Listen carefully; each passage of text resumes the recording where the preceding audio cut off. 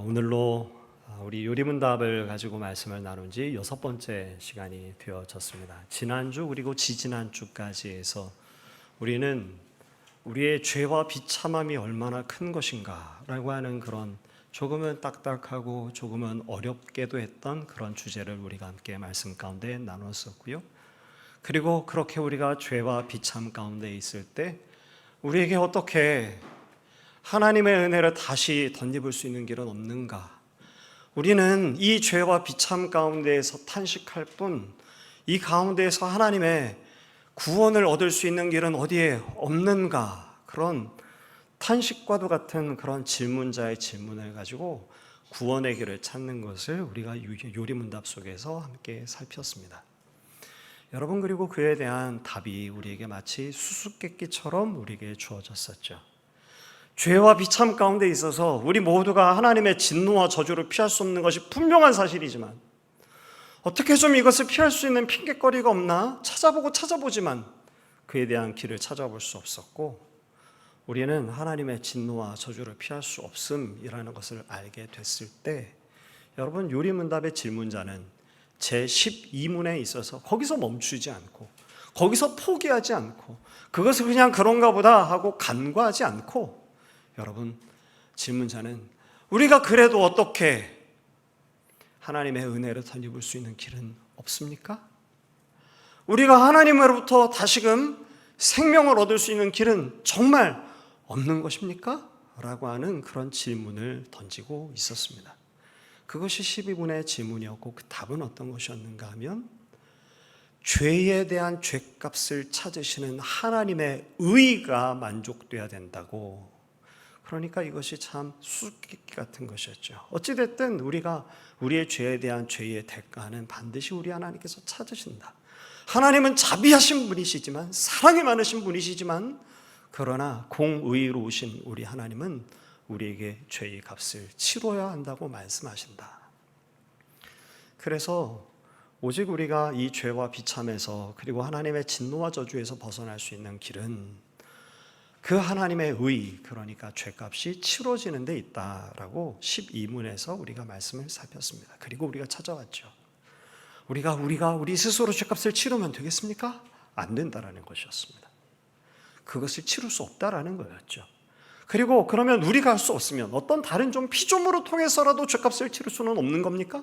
그렇게 해서라도 우리가 구원을 얻을 수는 없습니까? 라고 묻는 게 이어지는 질문들이었고, 그것 역시 불가능하다라는 것이 질문자 요리문답이 우리에게 가르쳐준 이야기였습니다.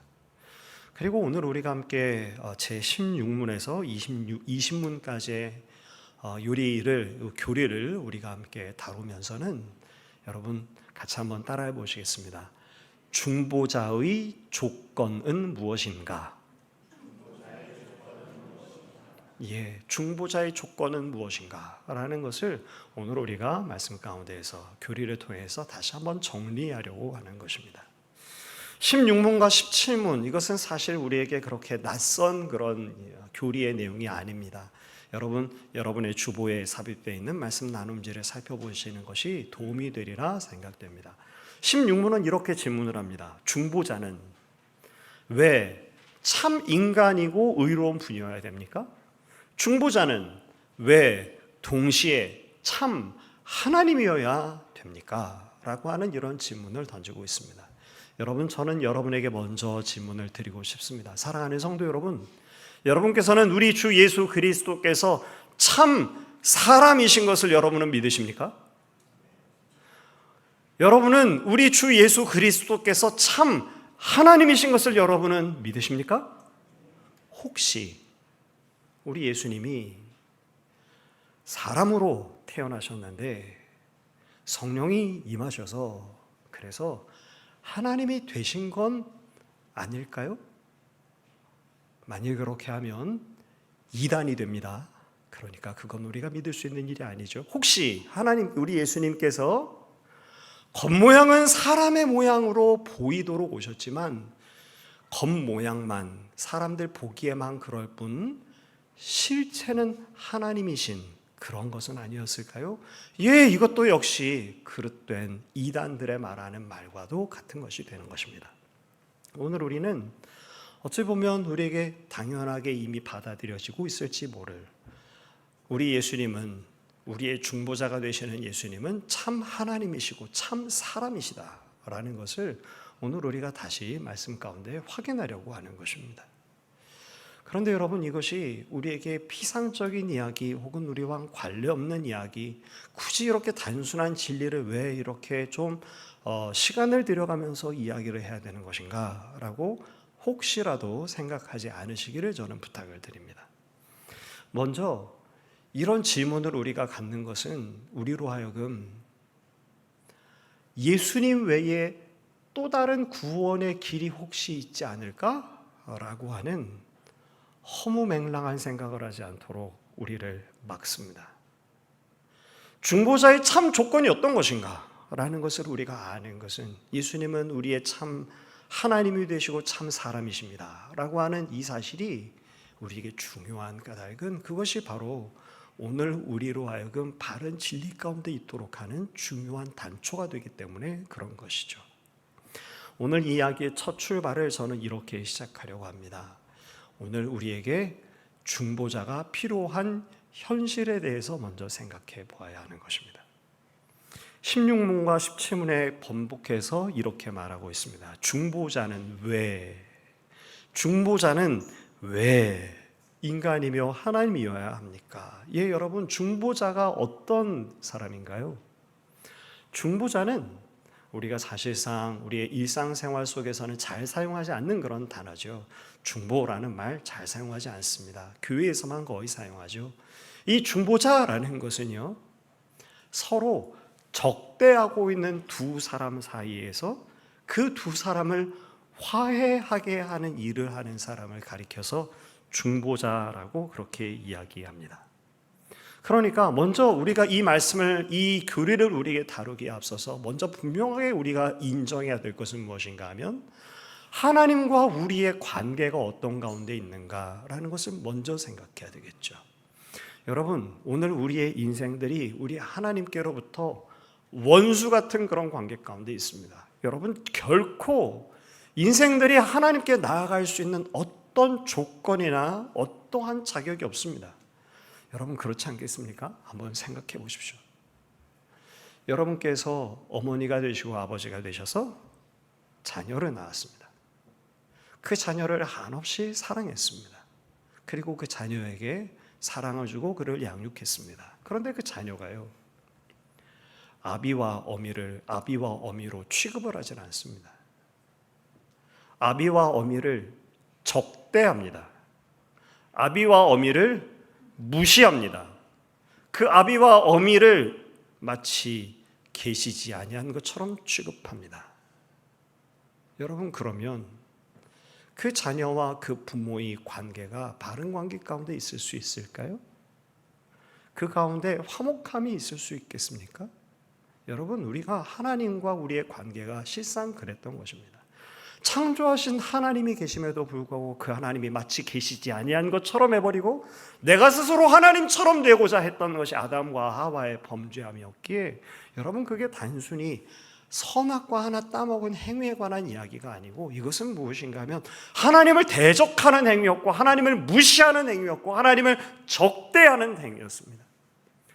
마치 하나님 없이 내 스스로 존재하게 된 것처럼, 어미와 아비의 사랑과 땀 흘림과 수고 가운데 자라난 것을 마치 전혀 없는 것처럼 취급하는 불효 막심한 어떤 자녀들처럼 우리가 그 하나님 앞에 그렇게 서게 됐었다라는 거죠. 그러니까 오늘 우리의 인생들이 우리 하나님과 그런 바른 관계가 아닌 대적하는 그런 관계, 가까이 하고자 하나 가까이 할 수 없는 그런 관계 가운데 있었게 되었고, 그리고 그 가운데에 하나님과 우리를 화해하게 할 중보자가 필요한데 그 중보자의 자격이, 그 중보자의 조건이 어떤 것인가? 첫 번째, 오늘 우리가 알고자 하는 것은 그 중보자는 참 인간이어야 하고 인간이되 그는 의로 와야 된다라는 것을 우리가 살펴보게 되는 것입니다. 사랑하는 성도 여러분, 이것은 어찌 보면 우리에게 너무나도 당연한 이야기가 될 수 있을 것입니다. 우리가 하나님과의 관계 가운데에 그 관계가 깨어졌다면 그 관계를 회복하는 주인공은 누가 되어야지 될까요? 인간이 그 하나님 앞에 적대하고 하나님과의 관계가 깨졌습니다. 그런데 여러분, 이 하나님과의 관계가 깨어진 것을 어떤 다른 피조물을 하나님께 드린다고 해서 그것이 그 관계가 회복될 수 있겠습니까? 인간이 하나님을 대적했습니다. 그런데 양을 드린다고요? 인간이 하나님을 대적해서 하나님을 무시했습니다. 그런데 그것을 내버려둔 채 헌금을 드린다고 혹은 어떤 치성을 드린다고 그 문제가 해결되겠습니까? 그러니 하나님과의 바른 관계가 되어지기 위해선 반드시 사람이 그 죄에 대한 값을 치러야 화해의 관계로 들어갈 수 있는 거죠. 그런데 문제는 여기 있는 겁니다. 분명히 죄에 대한 값을 치르고 화해의 현장으로 나가야 될 것은 사람이 맞는데, 여러분, 우리가 우리의 이 죄와 비참에 대해서 말씀을 나눌 때에 우리가 채무 관계로 이것을 설명한 적이 있었습니다. 사람이 하나님께로부터 큰 채무를 지게 된 거죠. 하나님께 큰 빚을 지게 됐습니다. 이것을 갚을 수 있는 능력이 없습니다. 왜냐하면 파산했거든요. 이 죄에 대한 값을 치러야 되는데요. 여러분, 그걸 누가 치러야 되겠습니까? 내가 치를 수밖에 없습니다. 그런데 그 또 다른 누군가의 사람이 그 채무를 갚겠다고 하는데 그 또 다른 사람을 보니 이 사람도 파산한 사람인 거죠. 내가 파산해서 내가 이 값을 다 치를 수가 없고 나 대신 누군가가 이 값을 치러야 줘야 되는데 갚아주겠다고 나서는 사람이 역시 또 파산했다면, 내가 죄인이어서 하나님과의 관계가 회복되어지는 것이 필요한데 하나님과의 관계를 회복해 주기 위해서 나서게 되어지는 중보자가 또 하나님과 원수 가운데 있는 자라고 한다면, 여러분, 이것이 중보의 역할이 가능하겠는가 말이죠. 그래서 중보자의 조건은 첫 번째로 참 사람이어야만 하고, 그리고 그는 의로운 자여야만 이 채무의 관계, 이 죄의 값을 치를 수 있는 가능성이 열리게 된다라는 것입니다. 그런데 17문은 다시 또 우리에게 이렇게 이야기를 하고 있습니다. 왜 중보자는 참 하나님이셔야 되는가라고 하는 질문을 우리에게 던지고 있는 것이죠. 여러분, 누군가 만일 사람으로서 의로운 사람이 있다고 한번 생각해 보십시오. 그렇다면 그 의로운 누군가는 과거와 현재와 미래에 올 모든 인생들의 그 모든 죄값을 감당할 수 있겠습니까? 죄에 대해서 분노하시는 하나님의 진노와 그 저주를 한낱 피조물인 어떤 인생이, 그가 만일 의롭다고 한다면 그 의로운 인생이 그 하나님의 진노와 저주를 감당할 수 있겠는가 말이죠. 이러한 논리적인 결과에 의해서 우리의 죄값을 갚을 수 있는 분은 피조물로서는 불가능하고 오직 창조주와 같은 능력을 가진 이만이 이 모든 죄의 값을 치를 수 있다라고 하는 결론에 도달하게 됩니다. 그런데 여러분, 이것만으로 끝나게 되는 게 아니죠. 여러분 한번 생각해 보십시오. 우리가 구원받는 일, 죄의 값을 치르게 되는 일이 그저 죄값만 치르면 그러면 바른 관계로 들어가게 될까요? 불가능하겠죠. 여러분, 바른 관계로 들어가려면 어떻게 해야 됩니까? 죄의 값을 치를 뿐만 아니라 그 채권을 가지신 분께서 채무를 가지고 있는 이의 그 채무를 면제시켜 주면서 손을 잡아주고 어깨를 좀 두드려주고 수고했다고 좀 안아주는 이 관계의 회복이 있어야 되는 거 아니겠습니까? 죄의 값만 치르면 그러면 여러분, 우리에게 구원이 이루어지게 되어질까요? 구원을 우리는 다양한 그런 언어로 설명할 수 있는데요. 여러분 같이 한번 따라하겠습니다. 참된 구원은 바른 관계를 회복하는 것입니다. 예, 바로 이게 구원입니다. 죽어서 천국 가는 거예요. 그건 그 결과인 거고요. 우리가 하나님의 은혜를 누리는 거요, 그건 그 다음 단계에 주어진 일들인 거고요. 여러분, 당연한 거죠. 아담과 하와가 지은 죄악의 내용이 어떤 거든가요? 하나님을 등지고 하나님을 무시하고 하나님을 적대했던 깨어진 관계. 여러분, 피조물인데 하나님으로부터 생명을 공급받지 못하게 됐으니 이 피조물에게 찾아올 수 있는 게 사망 말고 무엇이 있겠습니까? 그러니 이에게 있어서 구원받을 수 있는 구원이란 어떤 걸까요? 바른 관계로 하나님과 다시금 들어가게 되는 거죠. 그런데 여러분, 이 바른 관계로 들어가는 게 여러분 혹시 내 죄값만 치르면 되는 것이라고 생각할 분은 한 분도 없을 것이라고 저는 믿습니다. 그저 죄값만 치르면 그러면 땡인가요? 그렇지 않죠.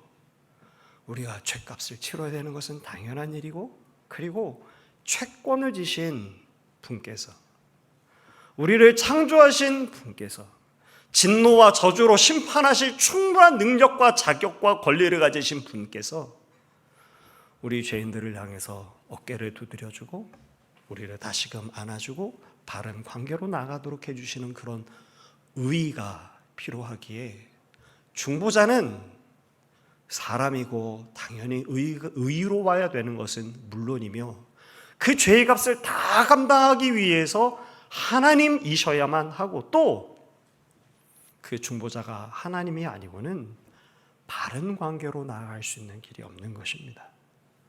여러분, 여기서 끝이지 않습니다. 여러분, 바른 관계로 들어갔다고 한번 생각을 해보십시오. 하나님께서 우리의 어깨를 이렇게 쓰다듬어 주시고 우리와 바른 관계를 회복해 줬다고 생각해 보십시오. 그런데 그 인생이 그 이전과 전혀 다를 바가 없이 동일한 모습으로 하나님을 또 무시하고 하나님을 또 적대하고 그런 모습으로 살아간다고 생각해 보실까요? 그러면 그게 바른 관계로 참된 구원이 이루어지겠습니까? 죄의 값을 치렀습니다. 하나님께서 어깨도 두드려 주셨습니다. 그래서 바른 관계가 된 듯하나 이전과 전혀 다를 바 없이 똑같은 모습으로 하나님을 대적하며 살아간다면 여러분, 그게 어떻게 참된 구원이 이룰 수 있을까요? 그래서 하나님께서 우리에게 주시는 것이 있습니다. 중보자가 우리에게 주어야 하는 것 하나가 있는데 그것은 무엇인가 하면 생명인 거죠. 우리 예수님께서 예수님을 믿는 이들마다 그 예수님을 믿을 때에 우리의 심령 속에 성령을 보내어 주십니다. 여러분은 이 사실을 믿으십니까? 여러분 안에 주 예수를 믿는 이들마다, 주 예수 그리스도를 참으로 믿는 이들마다 그 마음 가운데 성령께서 계십니다. 여러분은 그 사실을 믿으십니까? 성령께서 계시면 어떤 일을 하실까요? 성령께서 우리를 변화시켜 주십니다. 이것은 분명한 사실입니다. 여러분, 씨앗을 땅 속에 심고 흙을 덮고 그리고 물을 주면 어떤 일이 생기나요? 그 씨앗에서 생명의 기운이 움터서 싹이 올라오고 뿌리가 내리고 자라나게 되어져 있습니다. 그게 살아있는 생명의 씨앗이 갖고 있는 절대적인 속성입니다. 여러분, 만일 씨앗을 심고 그리고 흙을 덮고 물을 줬는데요, 그런데 아무런 일도 일어나지 않는다면, 잘 돌보고 있고 모든 조건이 이루어졌음에도 불구하고 아무런 변화가 일어나지 않는다면 여러분 어떤 합리적인 의심을 하실까요? 씨앗을 심지 않았거나 아니면 그 씨앗이 쭉쟁이거나 혹은 그 씨앗이 죽은 것일 가능성이 높겠죠. 어떤 이들은 이런 이야기들을 합니다. 예수님 믿어도 사람 안 변한다, 이런 얘기하거든요. 여러분, 이런 이야기를 하는 그 이유를 충분히 짐작합니다. 그만큼 사람 변하기가 어렵다는 그런 뜻일 거예요. 그런데 여러분, 예수 믿어도 사람 안 변한다, 그러면 그것만큼 우리를 실망케 하는 그런 말이 어디 있겠습니까? 여러분은 정말 예수님을 믿어도 우리가 변하지 않는다고 여러분 그렇게 믿으십니까? 그렇다면 예수님을 도대체 왜 믿을까요? 예수님을 믿으면 우리가 변합니다. 성령께서 우리 안에 찾아오시고 우리를 변화시키십니다. 그 변화시키는 속도가 우리의 생각보다 기대보다 현저히 느리고 더딜 수 있습니다. 그러나 성령께서 우리 안에 만일 계시다면 그러면 우리는 변화되게 되어지기 마련입니다. 왜냐하면 성령께서는 반드시 그 일을 하시기 때문에 그런 거죠. 그래서 만일 스스로를 살펴보건대 내가 교회 생활을 오랫동안 했음에도 불구하고 내가 예수를 믿는다라고 내 스스로 믿음에도 불구하고 내 안에 정말 아무런 변화도 일어나고 있지 않다면 그러면 그땐 근심해야 됩니다. 내 안에 성령께서 과연 계시는가? 내 안에 정말 성령이 계시는 게 맞는가라는 것을 근심하며 점검해 봐야 됩니다. 여러분, 시간이 지나는데요, 죄악에 대한 감각이 전혀 없어요. 죄악을 미워하지도 않습니다. 죄악에서 떠나가고자 하는 마음도 전혀 생기지 않습니다. 시간이 지나면서도 거룩을 사랑하지 않습니다. 거룩을 사모하지 않는 내 스스로의 모습을 바라보며 그것 때문에 근심하지도 않습니다. 그저 예수를 믿기 전이나 예수를 믿은 이후나 정말 조금도 생각에 있어서도 행동에 있어서도 변화된 것이 아무것도 없다면 여러분 그 안에 성령께서 아니 계실 가능성이 높습니다. 하나님을 믿는다 나는 말하고 있으나 그것이 참된 믿음이 아닐 가능성이 현저히 높은 거죠. 그래서 오늘 우리의 중보자의 조건은 먼저는 참 사람이며 의로우셔야 되는 것은 물론이고 그리고 중보자는 우리에게 쏟아 부어주실 하나님의 진노와 저주를 모두 감당하셔야 하기에 그 중보자는 하나님이지 아니시면 불가능하고 그리고 우리를 참다운 회개로 그리고 참다운 화해로 나아가도록 하기 위해서 우리의 중보자는 우리가 하나님과 바른 관계를 맺도록 하는 어깨를 두드려 줄 수 있는 분이 되셔야 하고 그리고 그 중보자는 우리 안에 우리의 속사람과 우리의 생각을 고치는 생명을 주시는 분이어야 한다라는 것이 중보자의 조건입니다. 이제 저는 다시 여러분에게 질문을 드리려고 합니다. 이런 중보자가 누굽니까? 우리가 잠목소리로 따라해 보시겠습니다. 제가 다시 한번 질문을 드릴 텐데 제가 질문을 드리면 여러분께서는 주 예수 그리스도라고 대답해 주시면 감사하겠습니다. 우리에게 필요한 이런 중보자, 참 인간이면서 의로우시고 하나님이시면서 그래서 우리 가운데 오셔서 의와 생명을 주실 수 있는 중보자는 누구입니까? 다시 한번 여쭤보겠습니다. 사랑하는 성도 여러분, 여러분께서는 우리의 참된 중보자가 누구라고 알고 계십니까? 여러분을 참으로 구원해 주실 수 있는 분이 누구십니까? 주 예수 그리스도만이 우리의 구원자가 되시는 거죠. 허무맹랑하게도 여러분 우리가 이런 생각을 할 때가 있습니다. 내가 착하게 살면, 내가 공덕을 좀 많이 쌓으면 세상 사람들은 그렇게 말하죠. 그러면 그래도 구원에 가까워지거나 구원받을 수 있지 않을까 말이죠. 여러분 다시 한번 생각해 보십시오. 우리가 착하게 사는 건 누구에게 착하게 사는 걸까요? 우리의 이웃들에게, 우리의 사람들에게 그런 거 아닙니까? 그런데 지금 우리의 문제는 뭔가요?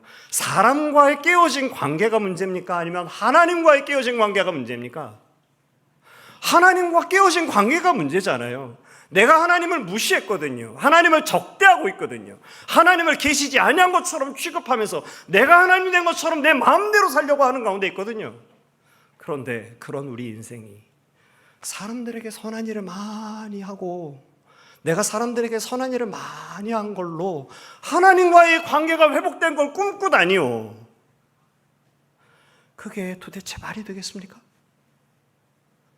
부처가, 공자가 얼마나 훌륭한 사람입니까? 얼마나 존경할 만한 사람들입니까? 얼마나 우리가 흠모할 만한 그런 훌륭한 인격을 가지고 있습니까? 그런데요, 공자가, 부처가 아무리 많은 공덕을 쌓는다고 한들 하나님과 깨어진 이 관계를 회복할 수 있는 분이 누구냐 말이죠. 내가 착하게 살면 그러면 하나님을 적대시하고 하나님을 무시하고 하나님이 계시지 아니한 것처럼 하고 마치 내가 하나님인 것처럼 살아가고 있는 우리 인생들이 이 관계가 회복될 수 있겠는가? 그래서 중보자의 이 조건, 중보자는 참 인간이어야 하고 그리고 의로워야 하며 그는 하나님이셔서 우리에게 의와 생명을 주실 수 있는 분이어야 한다. 그리고 그는 누구신가? 여러분, 성경이 우리에게 그것을 가르쳐주고 있는 거죠. 주 예수 그리스도, 하나님의 본체시나 사람의 몸을 입고 이 땅 가운데 오신 참 하나님이시면서 참 인간이신, 여러분, 이건 우리가 이해할 수 있는 일이 아닙니다. 이건 이해할 수가 없죠. 여러분, 이걸 어떻게 이해하겠습니까? 이것 때문에 중세시대에 수세기 동안 이걸 가지고 이것 때문에 이단 논쟁이 벌어졌었습니다. 이걸 이해하려고 말이죠. 여러분, 왜 이게 이런 이해하기가 어려웠을까요? 하나님은 무한하십니다. 그렇죠? 인생은 어떻습니까? 인생은 유한합니다. 그런데 상상해 보는 거죠. 유한한 인생이 하나님을 내포한다고? 예수님이 유한한 인생인데 무한하신 하나님이라고? 이게 논리적으로 어떻게 설명을 할 수 있겠어요? 그래서 이걸 합리적으로 설명하려고 예수님이 원래는 인간이셨다. 그런데 성령께서 오셔서 성령의 충만함을 받고 그리고 하나님이 되셨다라든지, 혹은 하나님은, 예수님은 겉모양은 우리 보기에 그렇게 사람처럼 보이도록 오셨지만 그분은 사실은 진짜는 하나님이셨다라는 그런, 우리가 합리적으로 설명하고자 하나 진리가 아닌 그런 결론들을 내버렸던 것입니다. 오늘 우리가 이제 우리의 참된 중보자가 누구신지 우리가 교리를 공부하면서 발견하게 됩니다.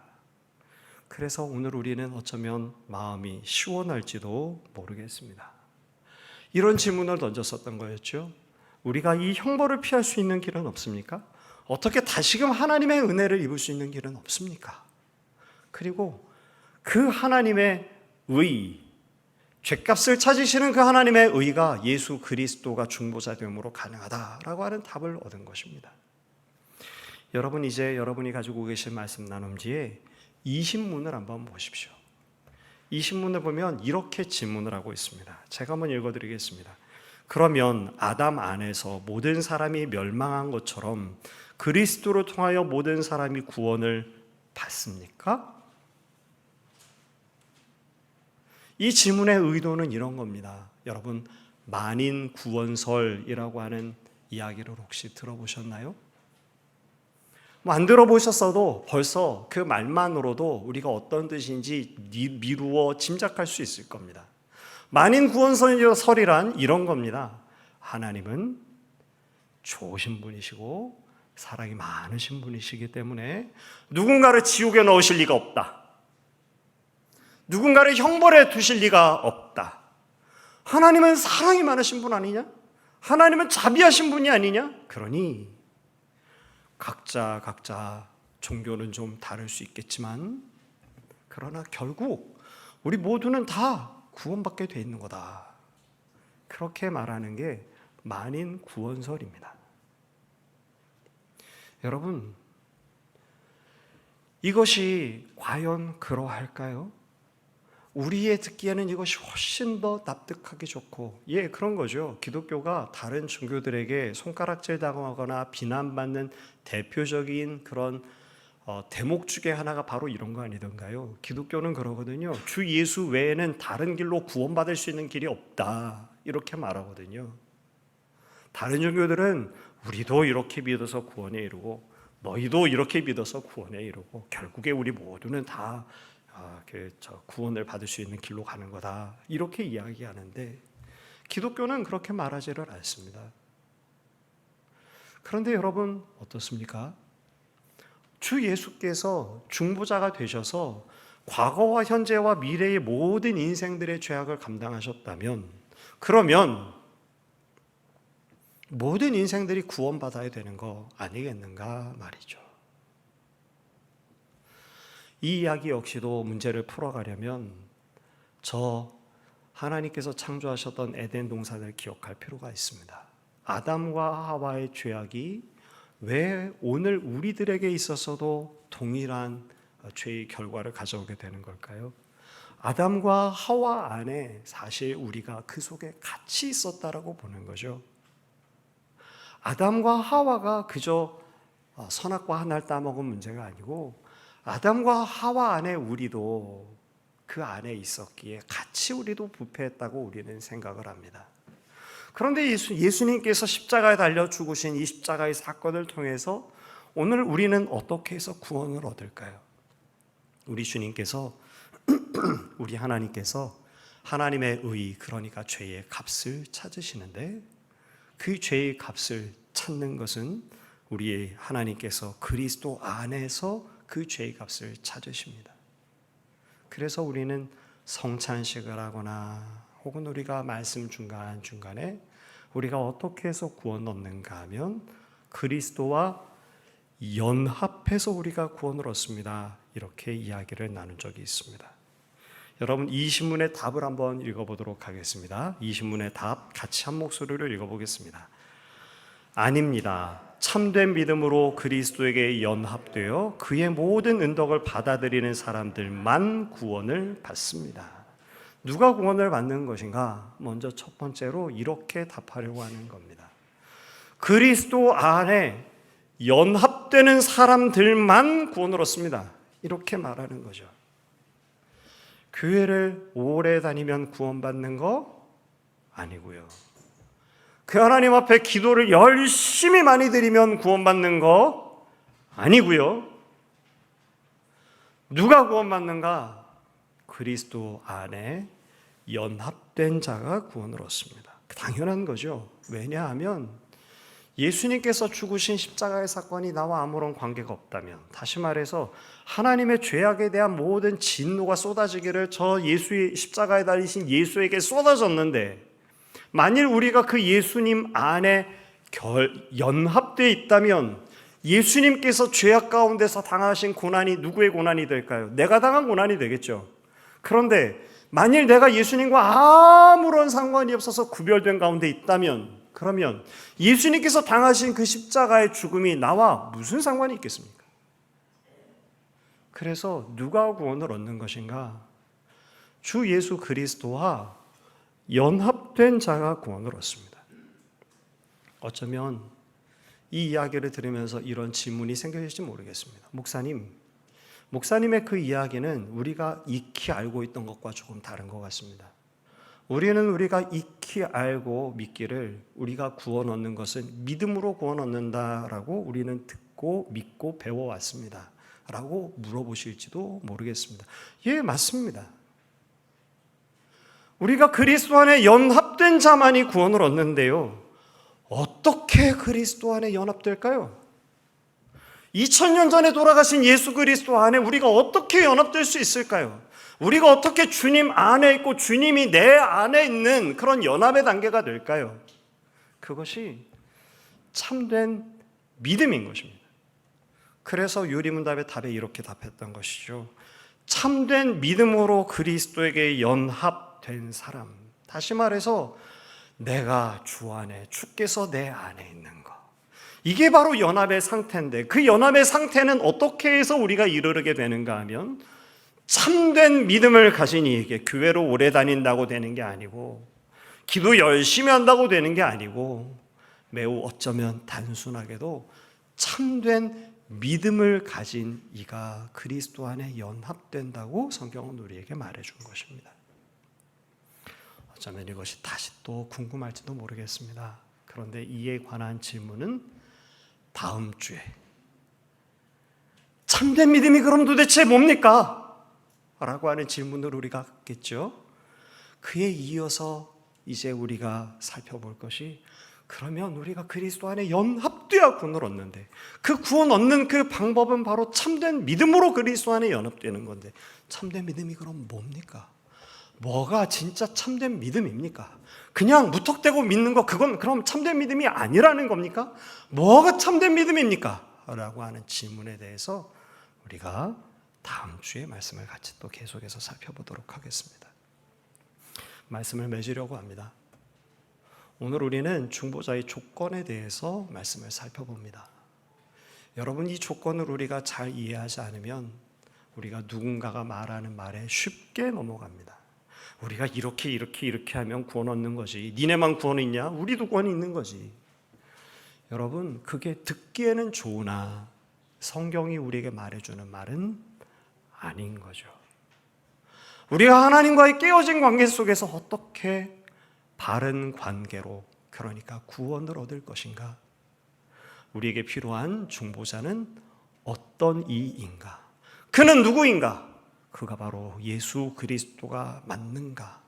구약 성경에 이제 오시리라 예언했던 바로 그분, 그리고 그 예언대로 실제로 오신 신약 성경의 예수님, 바로 그분이 중보자라는 사실을 우리가 한번 다시 또 기억하면서 오늘 우리가 믿는 믿음의 내용을 교리 가운데 우리가 다시금 명확하게 하고, 그리고 그래서 허탄한 소리에, 그럴듯한 소리에 흔들리지 아니하는 하나님의 사람들, 저와 여러분, 그리고 우리에게 주신 이 구원이 얼마나 값진 것인가를 다시금 기억함으로 감사하는 저와 여러분들이 모두가 되게 되시기를 간절히 소망합니다. 잠시 기도하겠습니다. 거룩하신 우리 아버지 하나님, 오늘 또 우리가 다시 교리를 통해서 중보자의 조건이 어떤 것인지, 왜 중보자는 참 인간이어야 하고 또 동시에 하나님이셔야만 하는지, 그 중보자는 누구인지 오늘 우리가 말씀 가운데에서 살폈습니다. 하나님, 이 하나님의 놀라우신 섭리와 계획과 하나님의 실행하심으로 오늘 우리가 구원을 얻게 되었습니다. 이 구원의 은혜를 덧입은 오늘 우리가 우리의 믿는 바를 명확하게 하고, 하나님 이 어지러운 세상 가운데서 흔들리지 않고, 그리고 우리에게 주어진 하나님의 은혜를 주 앞에 감사하며 아버지 이것을 값지게 여기는 우리 모두가 될 수 있도록 아버지 우리를 축복해 주시옵소서. 예수님의 이름으로 간절히 기도합니다. 아멘.